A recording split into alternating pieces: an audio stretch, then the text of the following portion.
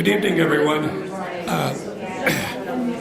I'm just going to interrupt your conversations for a brief moment because I know tonight is as much about networking as program, maybe networking more than program, because I know the program's going to be brief. But I'm the Dean of Libraries, and it's my pleasure to welcome you. But I actually get to do a little bit more than just welcome you, because I get to sing the praises of our oral historian, Andrea Lamdou. And Andrea started reporting to me about a year and a half ago. I actually asked her this afternoon because I felt like it'd been about 5 years ago. But it was a year and a half ago. And I think it seems that long because Andrea really has been absolutely sensational. And I know that all of you who work with her, you will come to agree with me about this amazing individual. She's worked on a very major project with the College of Education, with the Honors College. We sent her to Denver to work with the novelist James Ellroy, who wrote LA Confidential. James is known as the demon dog of crime fiction. He likes people just to call him Dog. And we sent her to New York City to work with the children's book author and illustrator Anita Lobel.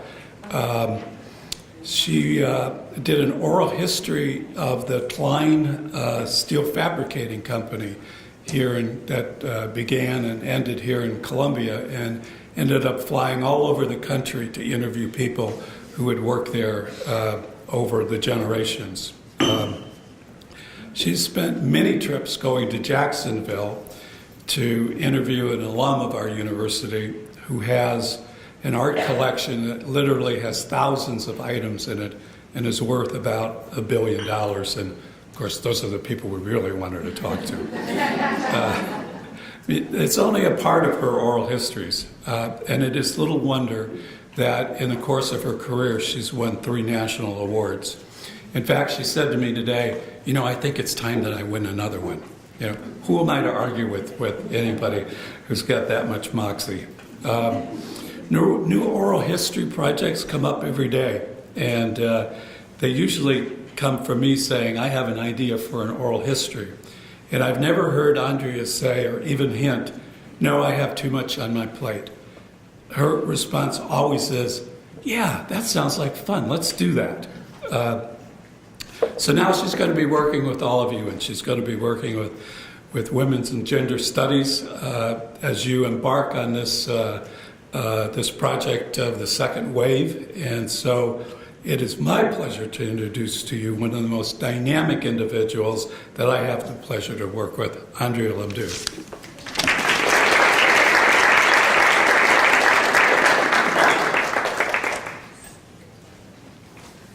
Thank you very much, Tom.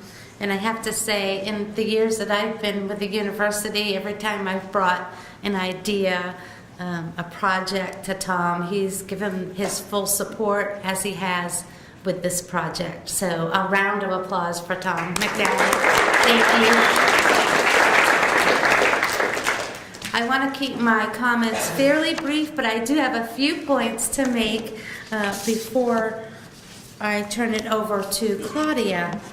The University Library's Oral History Department is so excited to collaborate with Women's and Gender Studies Program and the WGST Partnership Council to record and share women's stories and to build a research collection to be preserved, accessible, and used by students, scholars, and the community. We have already a collection from the International Women's Year that numbers approximately 700 interviews done at conferences in 1977 on the ERA and lots of other issues related to the status of women. And actually, there are people in this audience tonight who interviewed for that collection, and Keller Barron and Malissa Burnette are two of those women who are in our collections. So we're excited to build on that historic collection with present-day interviews of women in the second wave of the movement. And I'm thrilled that we have the opportunity to begin telling the life stories of so many remarkable South Carolina women. I know I've sent out letters and I've made some phone calls, and if you haven't heard from me yet, don't fret. I have a very tall pile of folders of women who've agreed already to participate in this project. We number at least 50 and growing every day. Thanks in large part to Claudia Brinson and her fabulous connections and communication skills. So I see this as growing quickly. I've had the opportunity to do 2 interviews before tonight's official launch with Candy Waits and Marjorie Hammock, and I was very honored to do those and look forward to the ones I've scheduled in the last week or so and the ones coming in the months ahead. I also wanted to talk just a little bit about what are our goals and what will happen with these interviews moving forward. We hope to have them transcribed, which is where some of the fundraising efforts will be directed, because transcribing the interviews as well as the sound recordings provides a lot of research value to people in the future. It helps us preserve the interviews, and it allows us to give access to both whether there are sight or hearing handicapped people. They would all have access to the collection, which we feel is very important. We hope to put them online so there's free worldwide access to the interviews. And then in talking to others, I hope that we can begin to put together events, round tables and other things where we can really start to talk and discuss about some of these women's stories, having the voices heard. The last thing I wanted to mention was the fundraising a little bit. I was thinking about it, and I decided I would challenge myself to think of 4 people that I would ask to donate, because I'm a woman and I love women's history, and who will support that. And I came up with 2 men and 2 women who I'm going to ask. And if you would all think about, maybe there are people in your life that you could hand this card to, or we hopefully will have an online link soon, and think about who might help. And Beth Well in the back of the room has cards with our online link that we just had put up for fundraising. And so think about that. Share it on Facebook and Twitter, and we look forward to all that. And now I would like to introduce Claudia Brinson. Thank you.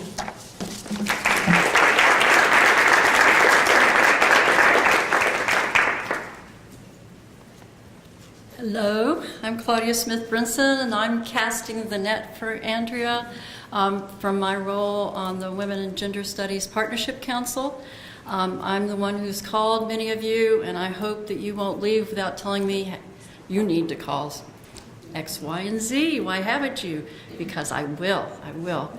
And this project came about through the Partnership Council and also conversations that I was having after the 4 Kavanaugh hearings. And you can insert, your imagination there as to what those conversations were. But part of what I kept feeling was there are things that have changed, and we need to know about the women who have changed them. And then there are things that haven't changed, and we need to inspire other women to help that happen. And how do we do that? In my belief system, we do that through stories. So I'm going to tell you a short story about the fabulous Malissa Burnette, Esquire, and then she's going to talk to us. So Malissa is a partner with Burnette, Schutt, and McDaniel, and she is a champion for social justice and civil rights. She's a certified specialist in employment and labor law. Everybody I talk to right now is near my age and is encountering what I think is ageism, not just layoffs, so call Melissa. She was born in Morven, North Carolina, and she lived in Bowling Green, Ohio, and then she came to Columbia, South Carolina in the late 60s. She studied sociology at USC and graduated in 1971 and was briefly a prison guard.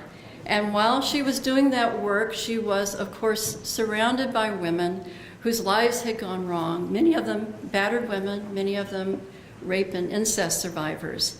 And so that, I'm going to tell you, I'm going to circle around in time and go back to a story to point out that it didn't take that to activate her. She was already active, but that certainly did give her an additional push.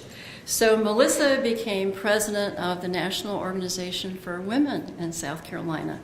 And she represented the 2nd Congressional District as the coordinator for the Equal Rights Amendment. Remember that? It's back.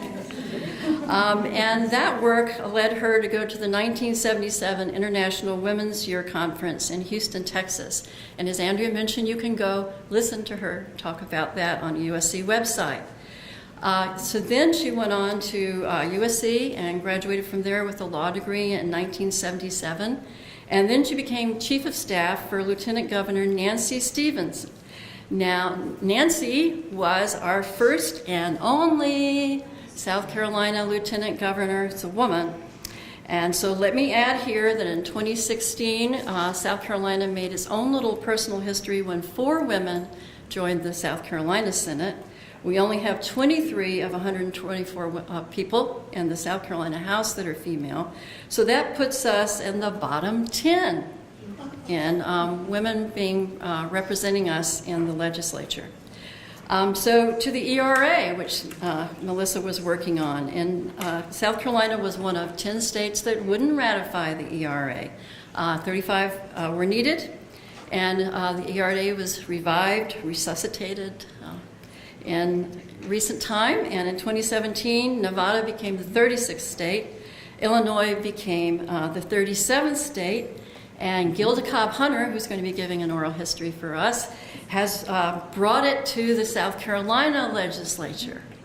What do you think might happen? Well, do you believe in miracles? So how did this woman become so fabulous? I can't answer that. I'm hoping she will. But I wanted to make the point that she was fabulous young. It didn't take going to law school for her to become fabulous. And one of my favorite stories is about her at a truck stop when she's 18. And keep in mind, this is 1968. We've had the 1964 and 1965 Civil Rights Acts. Melissa's a waitress. An African-American truck driver comes into the restaurant, which has had a habit of only serving whites.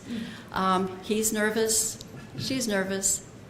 He asks for food, makes his order. She serves him. Well, her boss then came up, took the plate that she had served him, and dumped all the food onto a paper plate. But he didn't ask the man to leave, and he didn't fire Melissa. So maybe she was not only making a brave stand for this person doing his solo sit-in, but also pushing someone to be a civil rights activist, whether he was ready or not. So immediately after that, the KKK started posting rally posters. It was time for the KKK to make their point again. So what did Melissa do? She called the police chief, and she found out it's illegal. All you people putting up your lost dog signs? It was illegal to put signs on utility poles and on people's trees without their permission. So what did Melissa do? She took them down. She took them down. So it should not surprise you that from the beginning of her legal career on, she has been, I don't quite want to use the word lawyer, a goddess for justice. So one of the many times I encountered Melissa was when Tara Bailey, who was a great football player, a female football player in middle school, was told she couldn't play on the team for high school, even though she was the best player, and Melissa went to bat for her. That was in 1985. When Shannon Faulkner was run out of the Citadel through all the harassment and her difficulties in meeting their standards, Nancy Millette briefly stepped up and Melissa took on her. When Crystal Moore's mayor had a homophobic rant and then fired Crystal Moore, who was out in her little town as a lesbian, Melissa was there. And when two couples decided that it was time for South Carolina to legalize marriage among gays and lesbians, Melissa, who was suing Alan Wilson and Nikki Haley. Yay! She's now dealing with Governor McMaster trying to take away Planned Parenthood funds that supply STD advice and prevention and family planning advice and prevention. So we have been recognizing Melissa, and she has won the South Carolina Women Lawyers Association recognition, Columbia Urban League, the Women's Rights and Empowerment Network, known as WREN, and USC in 2019 awarded her the Platinum Complete Lawyer Award. And I just can't wait to listen to many hours of Melissa's oral history. But now we get to hear her talk to us.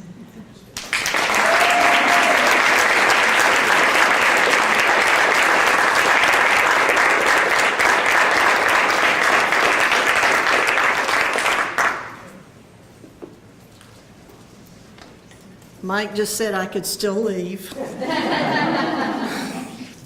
Well, they said I could talk about growing up liberal, growing up a feminist in the 50s, 60s, 70s, all the way through here to today.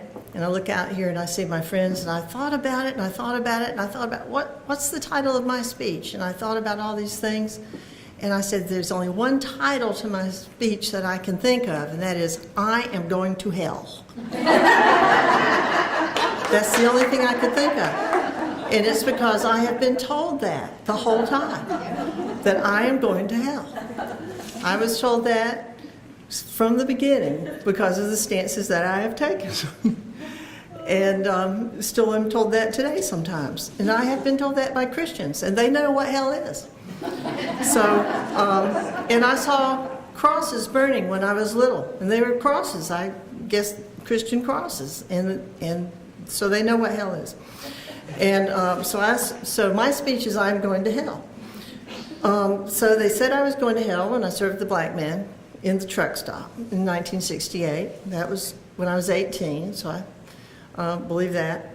My father said I was going to hell when I was at USC here, and my roommate was pregnant and had a miscarriage, and I helped her get to the infirmary where he was the director. And I was associated, more about that later, associated with a woman having a miscarriage. They said I was going to hell for taking a man's job when I became a framing carpenter in the early 1970s.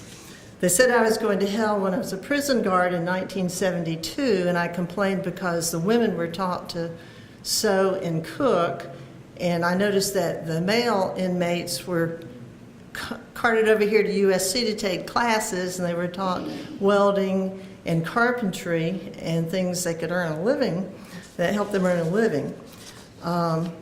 They said I was going to hell in the 1970s when I helped women escape their violent homes when they were being battered, and helped them find shelter.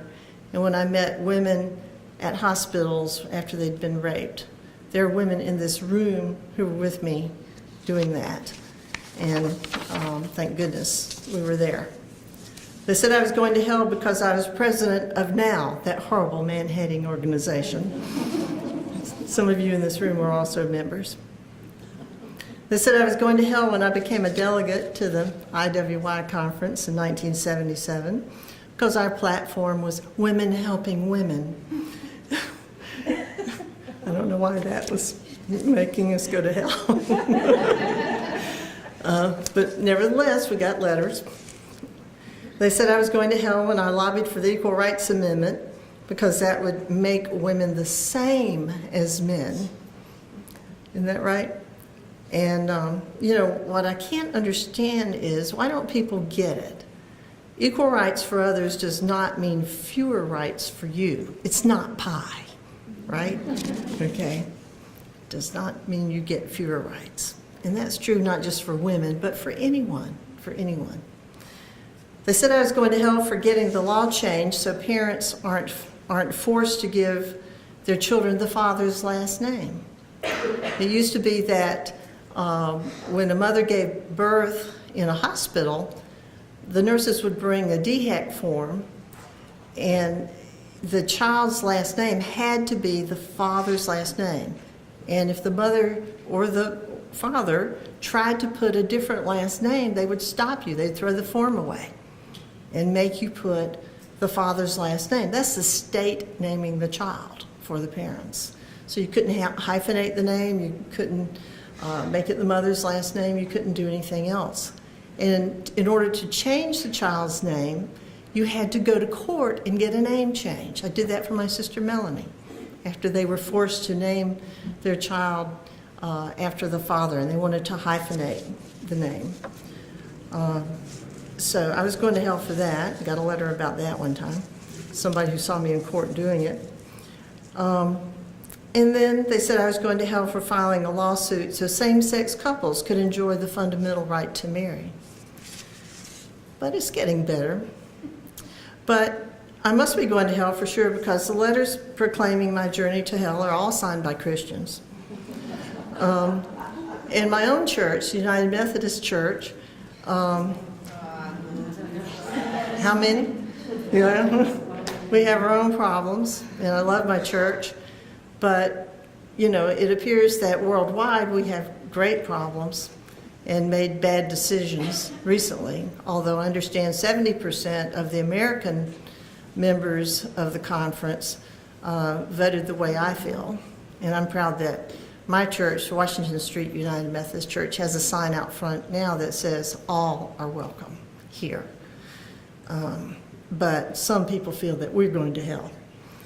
And those are Christians, and they know hell when they see it, I suppose. But as far as me talking about being a feminist, being a liberal, I wasn't born that way, I suppose. I don't know how I got that way. I think maybe a reaction to how far to the right my father was, and a reaction to that. My sister's nodding over there. But for a long time, people, and maybe now, people were afraid of the labels feminist or liberal. I don't know why. I'm happy to be called a feminist or a liberal. And I looked up what those mean. I just looked it up in the dictionary. Feminist means belief in the political, economic, and social equality of women and men. Yeah, okay. Liberal means broad-minded and advocate of individual rights. Hey, guilty? Guilty. How many of you would join those definitions? All right, a lot of hands there. But I'm glad to say a lot has changed over the decades, due to a lot of work many of you have done. And some of you are lucky enough not to remember some of the things that went on. Girls can wear pants to school now and don't have to wear those awful hose and garter belts and girdles, medieval instruments of torture. Some of you in here remember that. If a woman wants to apply for credit, women don't have to apply for credit in their husband's names now. They can apply for credit in their own names. Male teachers are not automatically paid more than female teachers because they're not assumed to be the head of household. But they were in South Carolina up until the 1980s, until a lawsuit stopped it, even though technically it was unlawful under Title VII of the 1964 Civil Rights Act. But it took a lawsuit in Richland County to change that. Female teachers aren't forced to quit, to leave, to hide as soon as they become pregnant. But when some of us were growing up, before a teacher showed her pregnancy, she was gone. She just disappeared, like she vanished. We didn't know what happened. A teacher just vanished completely. You never saw a pregnant teacher. Because although women were supposed to have children and have big families in the 50s and 60s, it was like, it was something you didn't talk about. You didn't see people sleeping together on TV. You didn't see a double bed. You saw twin beds. So you didn't want to see it. So you didn't want to see a pregnant teacher. Oh my goodness. I don't know what that was about. Women can work jobs at night. It used to be the protective legislation that would protect women right out of the higher paying jobs, those that paid more at night, or let people work longer hours, the ones that paid more. I remember in the 70s looking for jobs during the summer. You'd open up a newspaper and there were help wanted ads. Help wanted male, help wanted female, even though it was unlawful. And if I called one under the help wanted male, as soon as I called, I got hung up on. You could not apply. You could not apply, even though it was supposed to be unlawful from the 1964 Civil Rights Act. It was unlawful to discriminate on the basis of sex in employment, but it went on and on and on. And it took lawsuits to finally stop that. Entrance into educational institutions, although unlawful for many years, it still took individual lawsuits, people who would stand up and speak and say, I was supposed to get in, I didn't get in. Individual lawsuits to force entry into law schools and medical schools and colleges. Women could not serve on juries until the late 60s in South Carolina. There were silly phrases. I remember when I was growing up, young women who worked, although nearly half of women worked, even in the 40s, were called career girls. What a ridiculous phrase. Have you ever heard anybody called a career boy? Whenever you apply it to the male and see how ridiculous it sounds, you know it's something bad, right? So I always objected to things like that. And I don't hear that much anymore, so that's good. Men who worked were always called professionals. But you didn't ever hear a woman who worked called a professional. So things are getting better, I believe.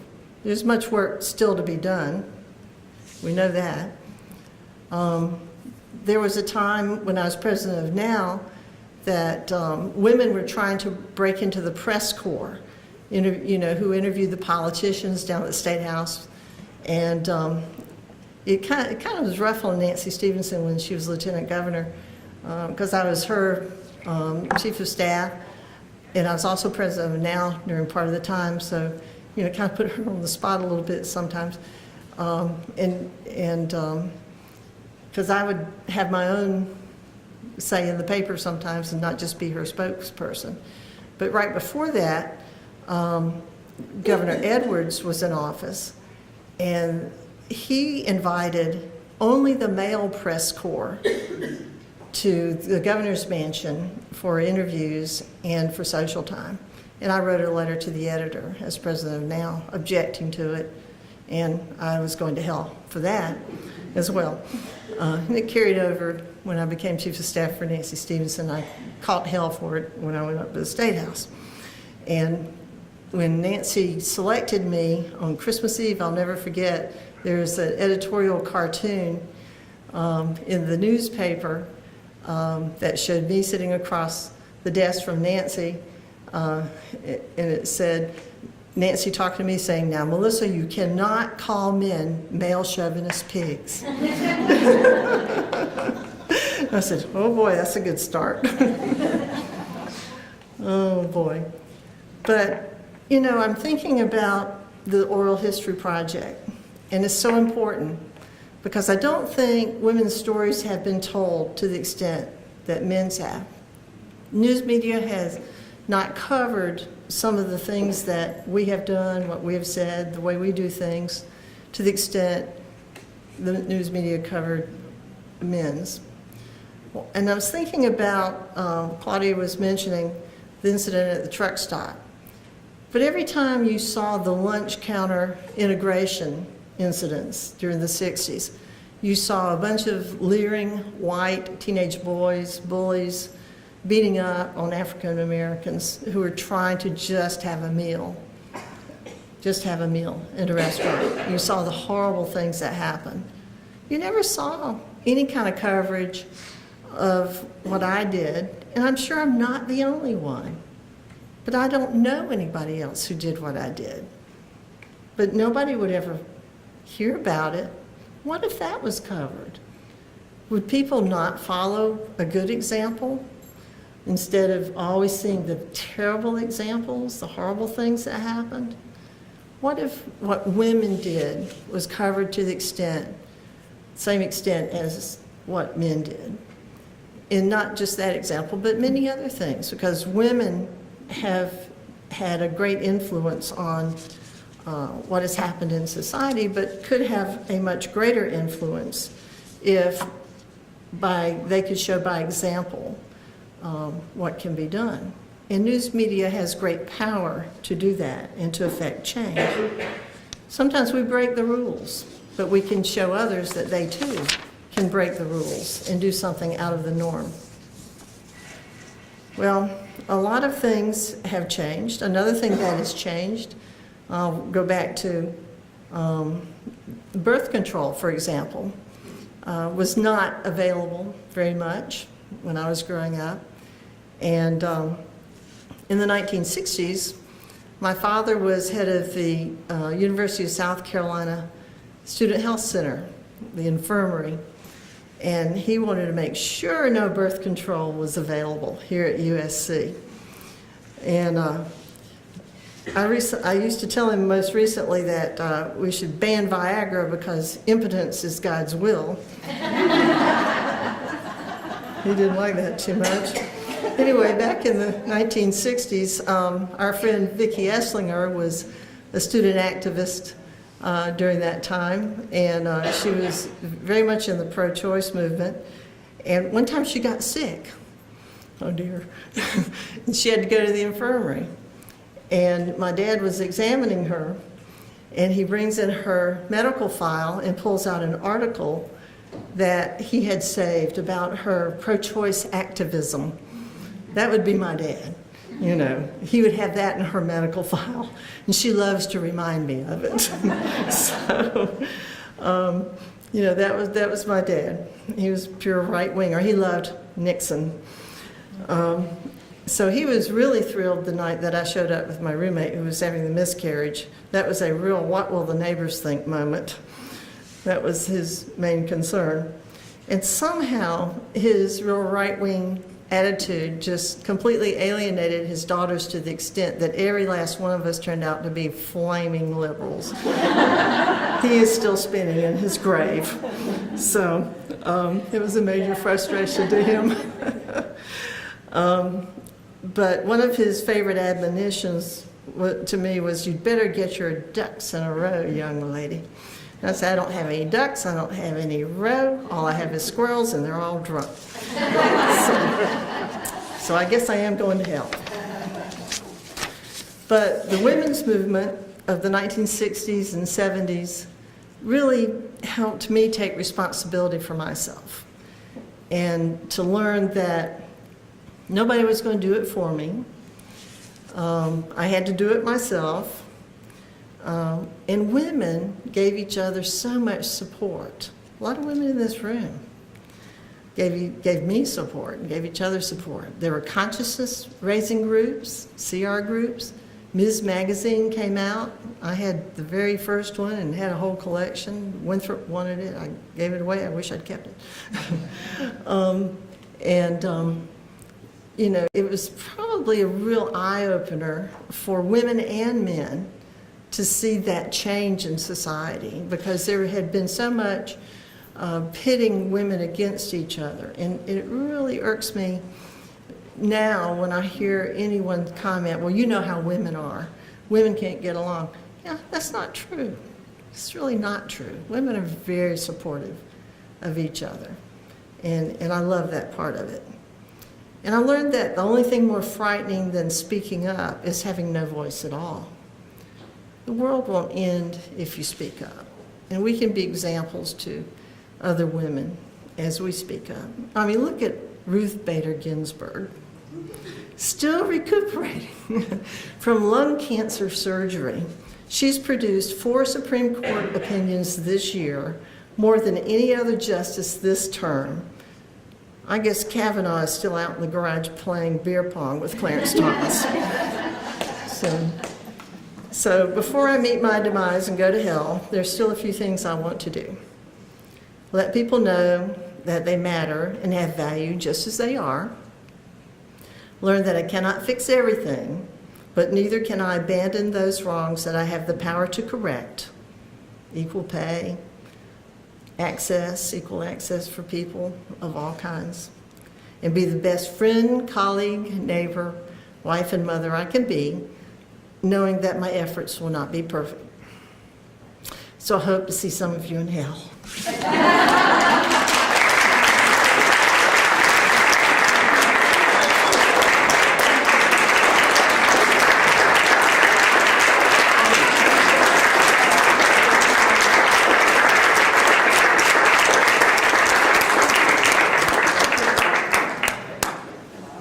Thank you, Melissa. Wonderful. And I can't wait to interview you several times. I want to thank you all for coming tonight. And before we end, I would really love to have Ed Madden come up and say a few words about Women and Gender Studies program. Thank you. So I'm really excited about this project because I love hearing stories of how people came to the work. I have to tell you, Melissa, I may have told you this before, but my mother was one of the founders of FLAG, Family Life America God, which was the Arkansas chapter of Phyllis Schlafly's Eagle Forum. And I grew up with her campaigning against the Equal Rights Amendment because it would do 3 things: put women in combat, allow gay marriage, and create gender-neutral bathrooms. Those were the 3 horrible things that were going to happen.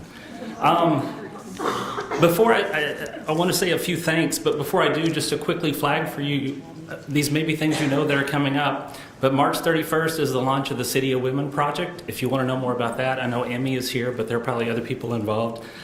September 6th is the premiere of the Supper Party. Cindy Border back there's massive project reimagining Judy Chicago's dinner party in South Carolina history. Women's and Gender Studies is hosting Dorothy Allison, the author of Bastard Out of Carolina, on March 22nd in Booker T. Washington Auditorium. On April 8th, we're sponsoring our annual Mary Baskin Waters lecture, and this year it features Kimberly Crenshaw, who's the theorist of intersectionality. And then on April 19th, here we'll be hosting a forum on HIV featuring a visiting Fulbright scholar who's working in Women's and Gender Studies this spring. So lots of stuff coming up this year. I want to say how grateful I am to Andrea and to Claudia for organizing this event and this project. I also want to acknowledge, and I know she's not here, but I do want to acknowledge Megan Kane. She is a member of the Women's and Gender Studies Partnership Council, and this was her idea 2 or 3 years ago on the council. And I'm also thankful to the 2 former presidents who are here, Sally Boyd and Julie Lumpkin, who sort of shepherded her so that we came to this project now that we're launching today. And I'm really excited that our program is part of this project. 45 years ago this fall, in 1974, the first women's studies class was offered at USC, UN 111, Women in Western Culture. That first class was team taught by Dr. Beverly Heisner in art, Dr. Kevin Lewis in religious studies, and Karen Rood in English. 10 years later, President James Holderman committed to creating the position of the Director of Women's Studies, part of what was called a historic turn in this institution's treatment of women. And I mention this, I want to remind us and I want to remind myself that the very existence of our program is grounded in second wave feminism. Beyond expressing my gratitude, I thought a useful way to conclude today's program would be to look back at the moment of that first class and that first final exam. And again, thanks to Sally Boyd, who kept everything, so that's the reason I have this. She is an archive. This is the first exam. There were 2 art history questions. One was about the female nude, and the other one was about stereotypes. There were 2 literature questions, one about the image of women in the Old Testament, which you were supposed to compare to Greek myth, courtly love, and Milton. I can't imagine that question. And another one on the representation of women in literature and how women writers addressed that history. And then there were 2 questions about religion and culture. One question asked students to evaluate 3 passages from the Bible that refer to the role or place of women. And then the final question on the exam was a broader philosophical question. So again, thank you all for being here, but I want to end with this question. If men and women are to work together for the liberation of women from dehumanizing stereotyped roles and for the realization of happier, more productive relations between the sexes based on equality, what sort of fundamental beliefs shareable by men and women alike will suffice? You may find it necessary to note the implications, if any, of sexual differentiation, or to define for yourself what constitutes a fundamental belief. You may want to consider the question of how free we actually are, men and women, to change ourselves and our relationships. I would like it if you could refer to specific works we have discussed in class, if any have stimulated you to rethink your own basic beliefs.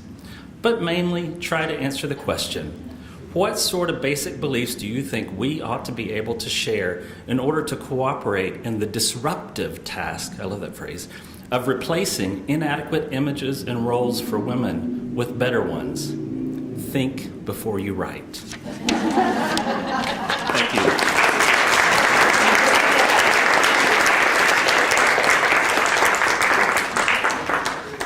Thank you all for coming. The cards on the table can be used as links to share. Thank you.